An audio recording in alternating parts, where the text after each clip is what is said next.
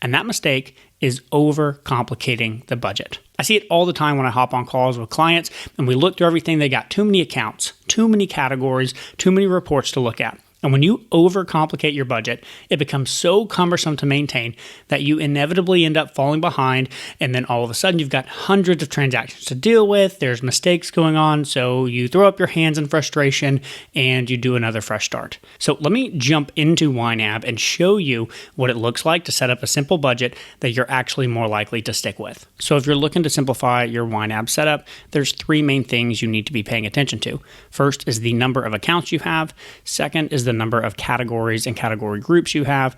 And then third is the processes that you're using. As you know, I always like starting off with the accounts. So if you're really confused, if you've been struggling with YNAB, if you've been really having a hard time sticking with it, and I log in and see that you have this many accounts, the first thing I'm going to do is say, we got to cut down on this. When you're first starting out, you don't need to have all this tracking stuff. Yes, you can always add that in later. You can always add more complexity to it. But the first thing I would do is get rid of all of this stuff. So if you do a fresh start, then immediately I'm going to just come in here and start deleting accounts. Now, if you delete accounts that you've been using and have a bunch of data, you need to be very careful because that can mess some stuff up. But the first thing I'm going to do to simplify this setup is just pare down my accounts. Then I'm going to look at my on-budget accounts. I'm going to say, okay, well, what do I really need to actually use YNAB to start to change my behavior? What's the stuff that affects my day-to-day? So that means that any credit cards I'm not actively using, but maybe just paying down, I'm going to get out of here. Maybe in this scenario, I do actively use the Amex and pay it off, but maybe I'm paying down the Discover over time. Well, I would just delete this Discover, and then I'll come over here and have a line item somewhere to pay my Discover card, but I'm not going to track the balance in YNAB for now. Along that same line, I'm going to say, okay, do I really need to track cash? Maybe if you're using a lot of cash and for some reason you have a lot of cash transactions, you do want to track it, okay, fine. But for most people, tracking cash isn't going to really help them that much. So let's get rid of that as well. If I do need to get cash out of the bank, I'll just expense it as an ATM withdrawal into a category, and then I'll move on. Next, I'm going to say, okay, if I've got maybe a side hustle or business, do I really need to track that money for my day-to-day stuff? Maybe at some point you do. I certainly use business in YNAB, but I have a separate budget for that entirely, and that's ultimately what I would like you to do. And if you're struggling to stick with YNAB, and this is your second or third time, I wouldn't even put this in there for now. So I'm going to delete that as well. I'm now down to just one checking, one savings, and one credit card. This to me is an ideal setup. Now, you could even go super simple and get rid of the savings altogether and just have a checking or have a checking and a credit card. That would be even better for the focus of simplifying so that you can use it. But now I'm already looking a lot more clean, and this is a lot easier for me to manage. The second thing I'm going to do, like I said, is I'm going to try to find some ways to start paring down my categories and category groups. Some of the questions that I'm going to be asking here are, how will I use this data to change my behavior? I liken YNAB and this stuff a lot of the times to health. If you tell me that you want to get healthy and you want to get fit, then we could track a ton of different metrics, right? We could track your calories in and out. We could track the number of hours of sleep you get. We could track exactly what you eat and the proteins, the carbs, and the fats of every single item you put in your body. We could track your VO2 max. We could track your resting heart rate. We could track your weight. We could track all these different things. But at some point, we need to not track stuff just because we can. We should track the things that are going to help inform us so that we can make better decisions. Same thing is true with your money. So when we're in here and we're looking at your categories, I want you to ask, okay, do I really need to track this? Am I going to use the data to then later change my behavior? If so, let's track it. If not, combine it and simplify. Fast food and eating out are two really good examples. Some people want to have two separate categories for when they go out for social versus when they're just grabbing fast food. And so maybe they do want to be able to see that so they can later decide whether or not they truly value the amount they're doing in each of these areas. Whereas other people are going to say, you know what, I don't really care to see that. Let's get rid of social eating out, make this whole category one big eating out category, and change this goal to include everything and then move on. It's up to you. But what I want you to do is start going through here and looking for ways that you can combine categories to get your total number of categories and category groups down. Remember, this is only for your first 3, 6, 9 months. You can always come back and add more complexity down the road. Another really good example is to combine subscriptions. When you're first starting out, especially like your Apple stuff, good grief, that crap is so hard to figure out what exactly is going on there. Just create some general entertainment expenses category.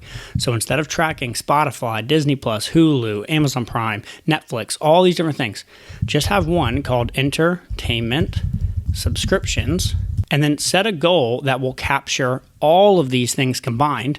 In this case, maybe it's 120, and then let's get rid of all the individual ones that we might have. Another good place that you want to simplify when you're starting out is you want to avoid categories that are going to force you to do split transactions.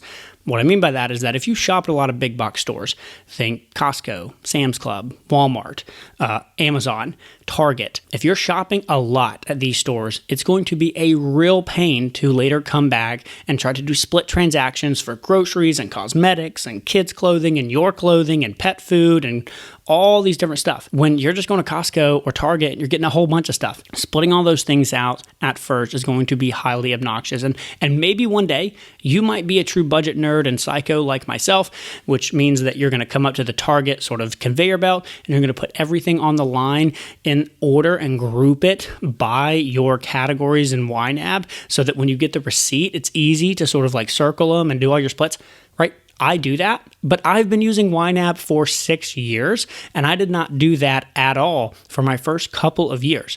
So when you're starting out, I would much rather you just lump all that stuff together and focus on making this thing simple to use. So back in YNAB, rather than having groceries, clothing, household goods, cosmetics, what I would probably do here is I would just change this to the name of the store. Something like Target or something like Amazon, and then combine groceries to just be wherever you shop for them, Costco, Walmart, etc. And yes, maybe that's going to include household items. Maybe some pet food's going to slip in here. Maybe even some small clothing is going to slip in there. That's fine. For now, I just want you to try and focus on capturing the big picture.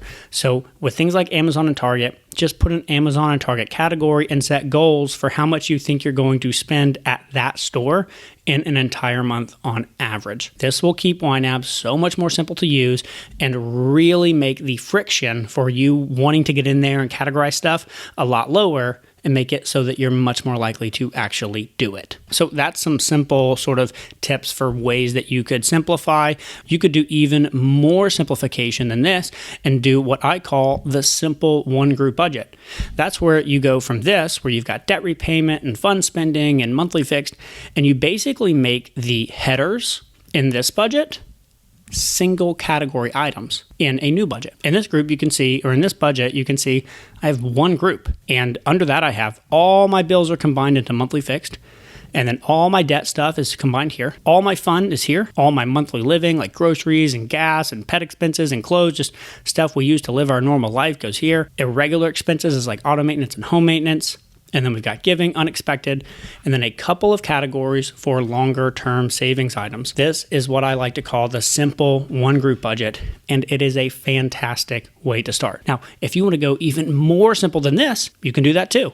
You can do what I call the most simple budget ever, which basically has one line item for spending and then a couple line items here for savings. You know, I got to get my kayaks in here and make sure I'm saving up for those. So this is the most simple budget. One checking, one credit card, one line for spending, and a couple of things that we're saving for.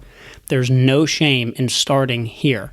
You can always add complexity later down the road if you want, or if this works for you, keep on using it this way. The ultimate goal here is to find a setup that works for your unique situation, not what works for me or anyone else. All right, now the third thing that I mentioned that you want to simplify is your processes. So if you click the link down in the description and in the first comment below, you can download my simple YNAB routines checklist, which will help you focus on just the couple of processes that you should implement into your life to actually stick with YNAB. On a daily basis, you should be just checking in to look at your appropriate YNAB categories before spending money. This is where you get YNAB on your phone, and before you buy something on Amazon, before you go get takeout or order Uber Eats, You check YNAB and see how much money do I actually have in that category. The second thing you should be doing on a daily basis is to record and categorize your transactions. That means import them and categorize them if you're linking, or manually add them if you are not linking. If you can do those two things on a daily basis, you'll at most have maybe 3, 4, 5 transactions to deal with, which is way easier than trying to do this once a week, where all of a sudden you might have 100 transactions to deal with, which is going to add even more friction to you actually sticking with it. Then on a weekly basis, what I want you to do is reconcile your accounts. You can watch a video that I have on that by clicking a link up here. And then I also want you to move money around in your budget to cover overspending. If you can just focus on implementing these simple daily routines and weekly routines, and you keep the budget really simple with a handful of accounts and a handful of categories, I promise you actually sticking with your budget is going to be much, much easier. And if after trying all of that, you're still struggling to stick with your YNAB budget, please make sure to watch this video right here, where I'm going to give you 3 tips to help get you unstuck no matter where you get lost and confused in YNAB. Thanks so much for watching, and I will see you over there.